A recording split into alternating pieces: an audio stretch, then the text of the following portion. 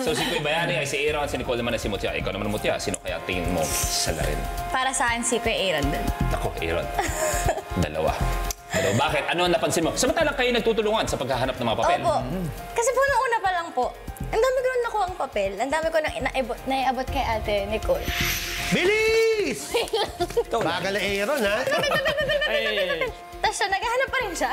Recheck. Ang bagal ni Kuya, sabi ko gano'n. Tapos pag tinatanong nga po siya, sabi niya, di ko na maalala. Hindi ko, okay. Aaron, nakakadalawa ka na. Ano ba pakiramdam na medyo sa'yo talaga nagkakahinala? Aloko itong mga kasama ko. Oo nga, bakit ako? Bakit ako bang sinisisi niyo? Hindi, naging masipag lang ako kanina. Gusto ko matapos kaagad yung dapat natin ilista dun sa board. Tumitingin sa'yo ng tatlo. Tumitingin sa'yo.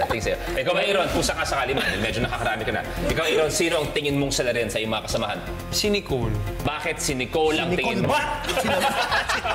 Try ko lang. Nakulangan ka ba sa effort niya? Feeling mo ba habang tumitingin ng mga ilaw kanina, baka mami may nakasulat pero tinatapon niya? Ako feeling ko dahil mahilig sa mystery si Nicole. So, possible na pwede niya tayong laruin sa game na to. Totoo. Tandaan mo, dalawa, Aaron, ang ikaw pinupuna nila na pwedeng ikaw ang sila rin. Samantala ikaw, si Nicole ang naiisip. Pero parang wala nakaisip na sila rin si Kuya Bayani kasi napakabait talaga. Kuya Bayani siya. Grabe nga sa'yo, ang kulang lang sa akin, Halo. Napaka-studios ko nun eh. Hindi ko ginawa yun. Hindi ako naglagay ng bato. Kung ano nga yun,